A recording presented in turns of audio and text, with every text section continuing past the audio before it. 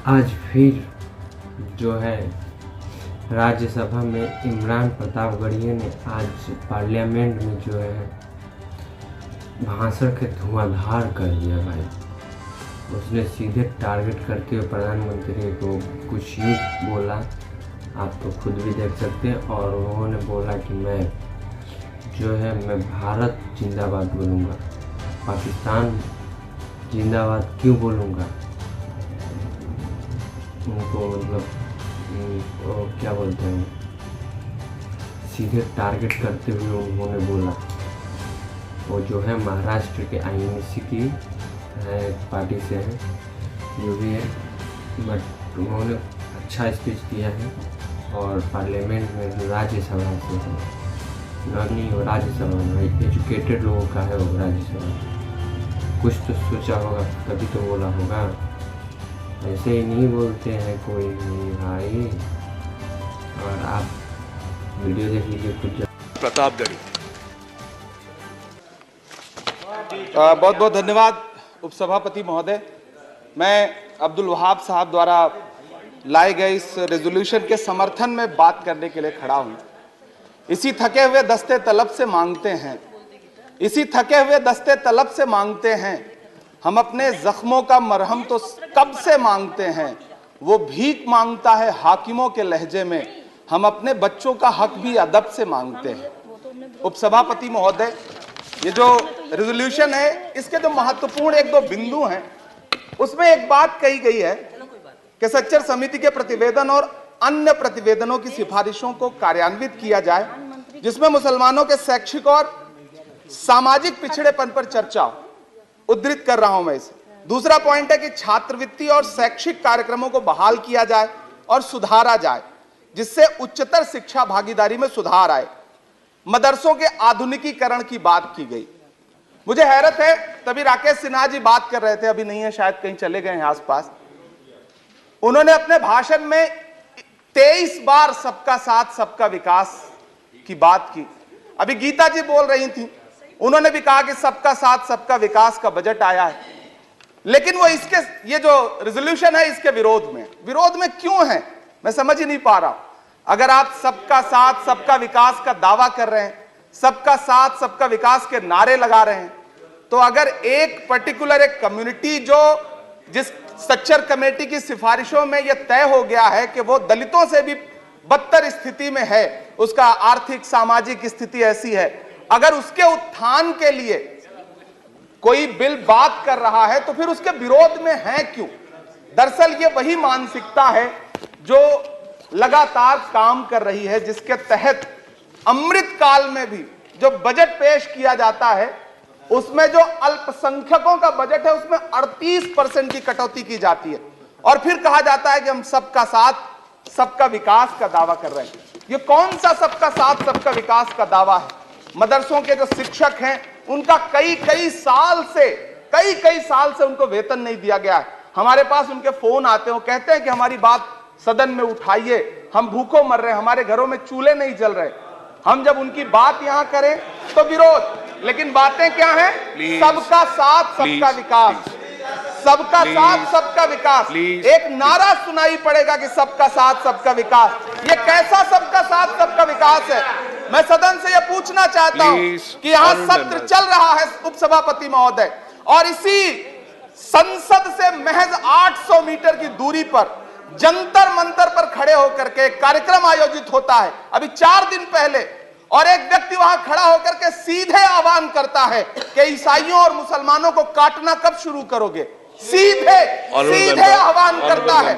और सभापति उपसभापति महोदय, मैं पूछना चाहता हूं कि दिल्ली पुलिस उस पर कोई कार्रवाई नहीं करती, उल्टा जो मीडिया उसको दिखाने का प्रयास करती है उनको नोटिस भेजा जाता है। ये कौन सा सबका साथ सबका विकास है उपसभापति महोदय।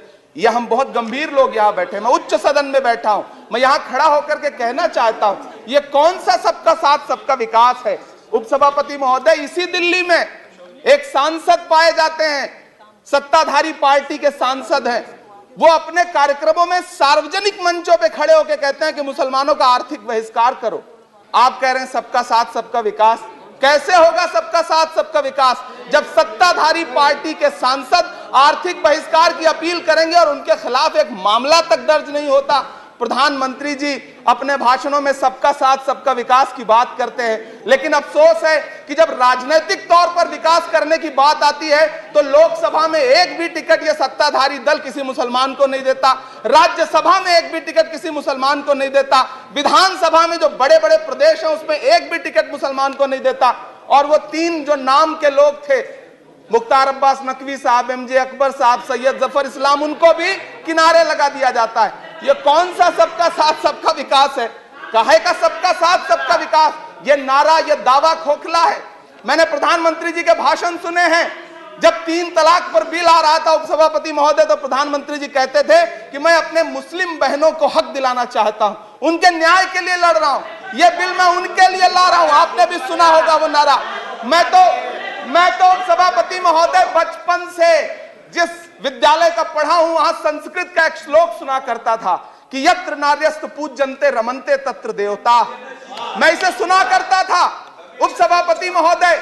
और फिर आज जब यहां सदन में खड़ा हूं तो मैं पिछले दिनों लाल किले से प्रधानमंत्री जी की, लाल किले की प्राचीर से वो भाषण, उनकी वो तकरीर भी सुन रहा था, जब वो कह रहे थे कि महिलाओं को बिना हक दिलाए देश आगे नहीं बढ़ सकता। जब वो लाल किले की प्राचीर से ये बात बोल रहे थे तो उस भाषण के महज 2.5-3 घंटे बाद उनके गृह राज्य गुजरात में बिल्किस बानो के आरोपी रिहा किए जा रहे थे। उसी दिन उन्हें माला पहनाया जा रहा था, उनका सम्मान किया जा रहा था। ये कौन सा सबका साथ सबका विकास है?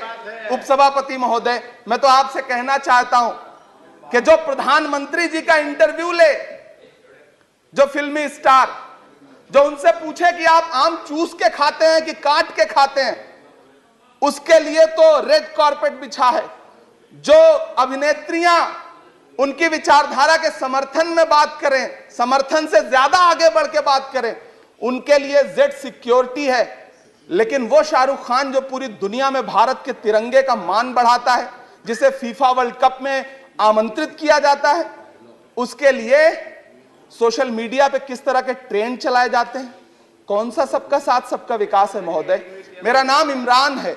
मैं उस पीड़ा को महसूस करता हूं जिस पीड़ा का जिक्र अभी मनोज झा जी कर रहे थे। मैं उस पीड़ा से गुजरता हूं, इसलिए मैं आपसे यहां खड़ा होकर कहता हूं कि हम हर दिन सुनते हैं, कई सारे मंत्री हैं जो ट्रेवल एजेंसी खोल के बैठे हैं, जो ये कहते हैं कि देशभक्ति हर दिन देशभक्ति साबित करो, चले जाओ वहां चले जाओ। मैं तो उनसे कहना चाहता हूं कि तुमने नफरत का जो बाजार सजाया हुआ है, तू ये कहता है मुसलमान पराया हुआ है, आजा दिल चीर के दिखलाऊं वतन का नक्शा, मेरा भारत मेरी सांसों में समाया हुआ है। हम उसको किसी को हर दिन उसका सबूत नहीं देते फिरेंगे। ऐसे में अगर ये बिल मांग करता है कि मुसलमानों के शैक्षिक और उनके सामाजिक, उनके आर्थिक उत्थान के लिए सरकार उस पर ध्यान दे, तो फिर तकलीफ क्या है, दिक्कत क्या है? क्या आपका जो नारा है वो झूठा है? क्या सबका साथ सबका विकास का नारा सिर्फ खोखला है? बजट से तो यही जाहिर होता है, आप लगातार घटाते जा रहे हैं बजट, आप लगातार कटौती करते जा रहे हैं।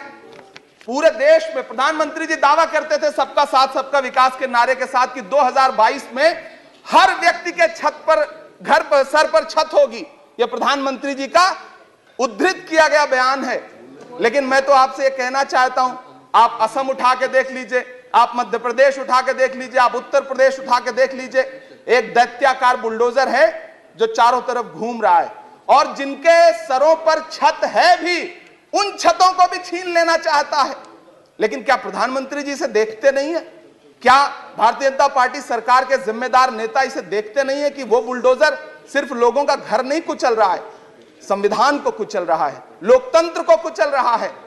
गुवाहाटी हाई कोर्ट की वो का स्टेटमेंट सुनिए आप, पटना के एक जज साहब का स्टेटमेंट सुनिए आप, फिर अदालतों का क्या काम रह जाता है? ऐसे में सबका साथ सबका विकास कैसे माना जाए? उपसभापति महोदय, मैं तो आपसे ये कहना चाहता हूं कि पूरी दुनिया में कहीं भी जब कोई अल्पसंख्यक सफल होता है, किसी उच्च पद पर पहुंचता है, तो हम सारे लोग, हमारे तमाम साथी खुश होते हैं। ऋषि सुनक जब प्रधानमंत्री बनते हैं तो भारत में जश्न मनाया जाता है, मुझे खुशी होती है।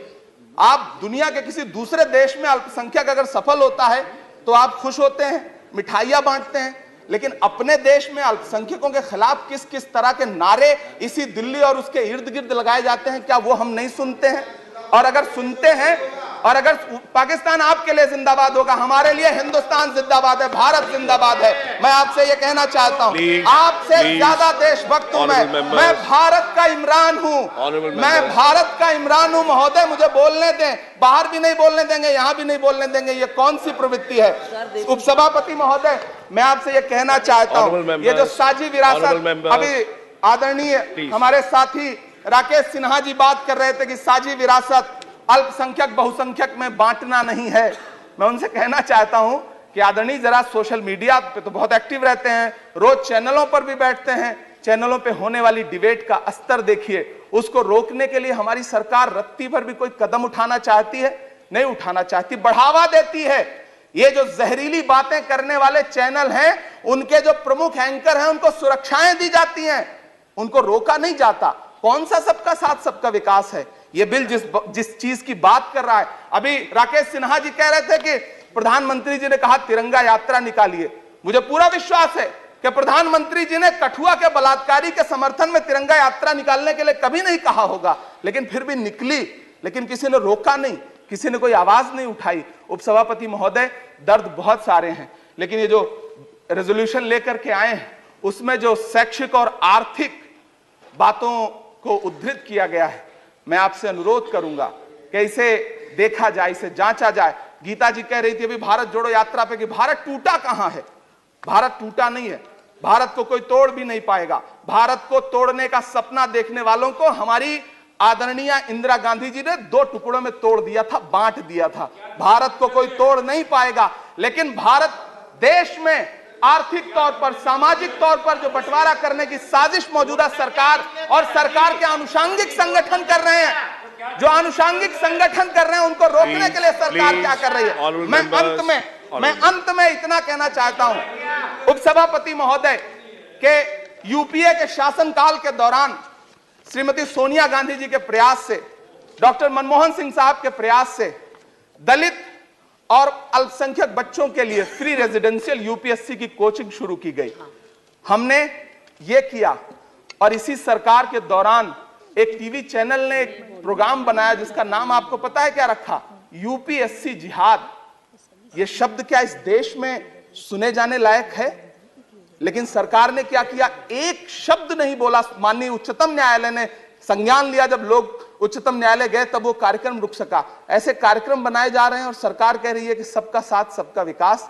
उपसभापति महोदय, मैं अंत में आपसे इतना कहना चाहता हूं कि ये जो आर्थिक और सामाजिक आधार पर जो बहुत बड़ी खाई है, उसको पाटने के लिए ये जो रेजोल्यूशन लाया गया है, मैं इसका समर्थन करता हूं।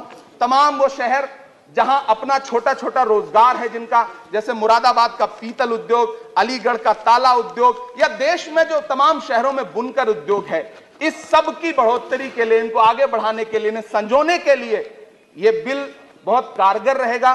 शैक्षिक तौर पे लोगों को आगे लाने के लिए बहुत कारगर रहेगा। तो मैं ये रेजोल्यूशन बहुत कारगर रहेगा। और मैं अपने सत्ता पक्ष के साथियों से कहना चाहता हूं कि रिश्तों की ये नाजुक डोरें तोड़ी थोड़ी जाती हैं, अपनी आंखें दुखती हों तो फोड़ी थोड़ी जाती हैं। हम भी इसी देश का हिस्सा हैं। हम आपसे अनुरोध करते हैं कि इस रेजोल्यूशन को संजीदगी से लिया जाए। मैं इसके समर्थन में अपनी बात रख रहा हूं। धन्यवाद। श्री जीवीएल नरसिम्हा राव। आप देख रहे थे पटना भोजपुरी ब्लॉग, मैं रोहित कुमार यादव। तब तक के लिए जय हिंद, जय भारत।